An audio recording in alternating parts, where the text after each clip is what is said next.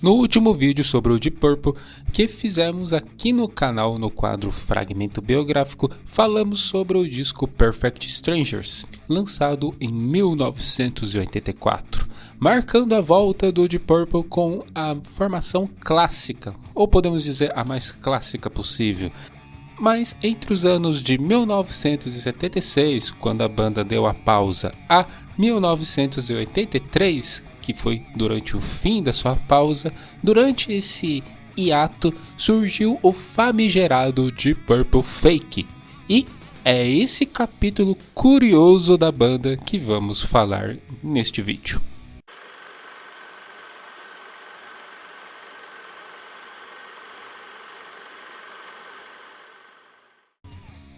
Imagine comprar um ingresso para ver uma das maiores bandas de rock do mundo e quando o show começa, você descobre que nenhum dos integrantes originais está ali. Parece um absurdo, né? Mas foi exatamente isso que aconteceu com o famoso caso de Purple Fake. Mas, para detalhar sobre, precisamos contextualizar.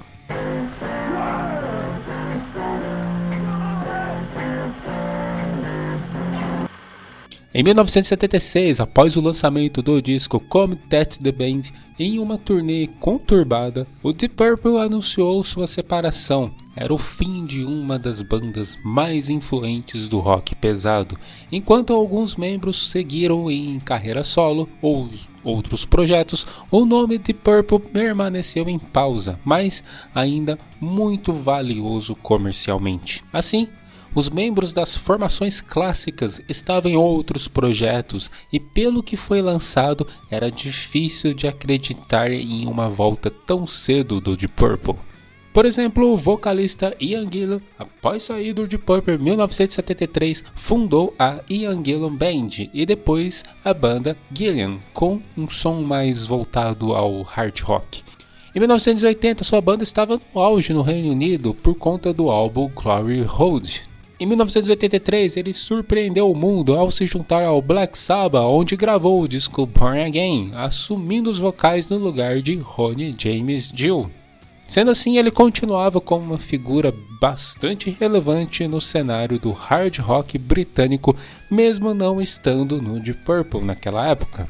Já o lendário guitarrista Rich Blackmore, ele criou o Rainbow logo após sair do Deep Purple, trabalhando com Ronnie James Dio, depois com Graham Bonnet e John Lynn Turner. Em 1980, o Rainbow estava promovendo o disco Down to Earth e estava preparando para mais um novo disco em 1981, com um sucesso comercial crescente. A banda era relevante sim. Já o tecladista John Lord, ele estava tocando no White Snake, banda de teve cover dele ao lado de Ian Pace. Ele gravou alguns álbuns como Trouble de 1978 e Love Hunter de 1979 e fazia parte das turnês intensas da banda pela Europa. E o baterista Ian Pace, conforme já dito, ele estava no White Snake e era um baterista fixo na banda naquela época. Atuava em turnê constante e participou dos álbuns do início da carreira da. Já o outro vocalista clássico que deixou sua marca na banda, que lançou o disco Burning, o Dave Coverdale, ele fundou a banda White Snake, que rapidamente se tornou popular na Europa. Então, era bem improvável a volta dele na banda, já que o White Snake estava se tornando cada vez mais relevante no cenário musical. Já o baixista Roger Glover trabalhou como produtor musical durante a pausa do Deep Purple, inclusive produzindo o Rainbow. Em 1979 entrou oficialmente como baixista do Rainbow ao lado de Rich Blackmore. E o guitarrista Tommy Bolin, que substituiu o Rich Blackmore com essa difícil missão, mas digamos que até que ele conseguiu cumprir o papel, infelizmente faleceu tragicamente em 1976, pouco tempo depois após o fim do Deep Purple da famosa Mark IV, vítima de overdose. Sua morte foi um dos fatores que marcaram o fim definitivo daquela formação da banda. E repararam que praticamente todos os integrantes e ex-integrantes de sucesso estavam fora de combate ou ausentes? Foi nessa que um empresário muito oportunista sugeriu a volta do Deep Purple, procurando de início o baixista fundador Nick Samper, que recusou essa empreitada, mas não foi o caso de Rod Evans, que encabeçou esse projeto. E aí que começa a história do Deep Purple Fake.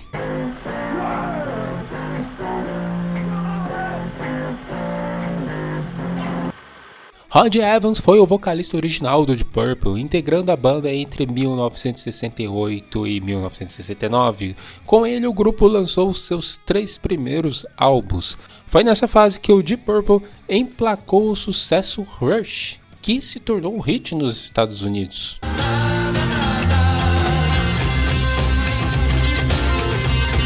Após sua saída em 1969, ele foi substituído por Ian Gillan, e o resto vocês sabem, é a história.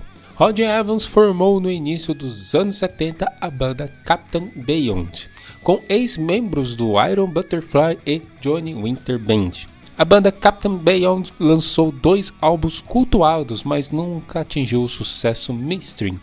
A banda encerrou as atividades em meados dos anos 70, logo após os 2 discos. Após o fim dessa banda, Rod Evans abandonou a carreira musical e passou a trabalhar na área da saúde, atuando como diretor clínico de uma instituição médica na Califórnia. Foi só no início dos anos 80 que seu nome voltou a circular, mas de forma bem polêmica. Ele aceitou participar de uma turnê usando o nome Deep Purple, sem a presença de nenhum outro integrante da formação original. A partir daí, a história do Deep Purple Fake se tornaria forma e geraria uma das maiores polêmicas da história do rock.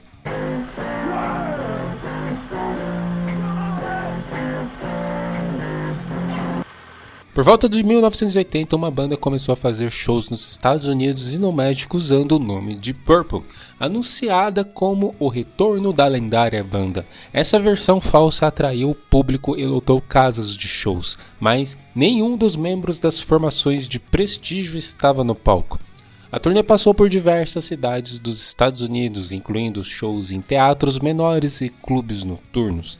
Também houve apresentações no México, onde a recepção foi intensa por parte dos fãs que acreditavam estar vendo a formação clássica.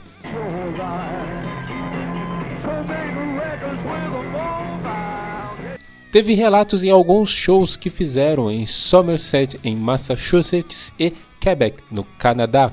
Muitos perceberam que aquilo não era o verdadeiro Deep Purple, chegando a ser ameaçados de agressão, pois o público foi enganado. No México, a informação sobre a banda falsa demorou mais para se espalhar e os shows foram mais lotados, com o público fervoroso acreditando estar assistindo a formação clássica do Deep Purple, mas cedo ou tarde tudo caía por terra.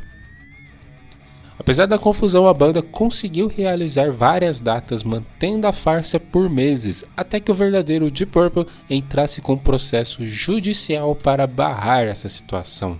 E isso foi uma época muito estranha para os fãs, porque a informação não era tão rápida como hoje em dia, com o mundo, com a internet, e a informação chega bem rapidamente.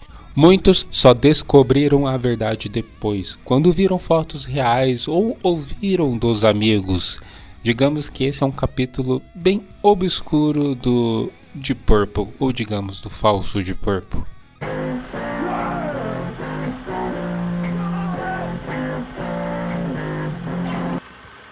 Além de Rod Evans nos vocais, a banda Fake contava com músicos sem ligação com o Deep Purple original.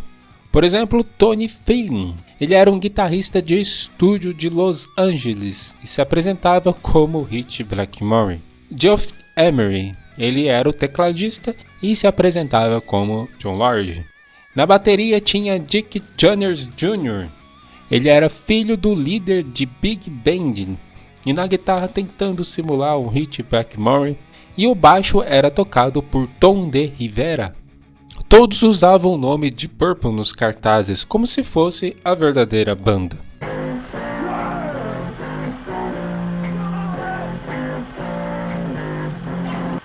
Os membros originais do Deep Purple ficaram sabendo da farsa e entraram com um processo judicial para impedir o uso indevido do nome da banda.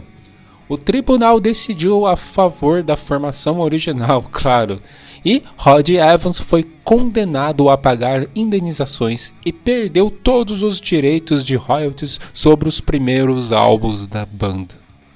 Essa decisão judicial foi definitiva para que ele desaparecesse da indústria musical desde então. Rod Evans nunca mais apareceu em público, se tornando um dos nomes mais misteriosos da história do rock. O caso do Deep Purple Fake serviu de alerta para a indústria e para os fãs. Nem sempre aquilo que está no cartaz é o que parece no palco. Muitos fãs se sentiram enganados e lesados. A marca Deep Purple ficou manchada temporariamente até o seu retorno oficial em 1984 com o álbum Perfect Strangers. Casos semelhantes ocorreram com outras bandas, como Steppenwolf, The Animals e até o Blackfoot.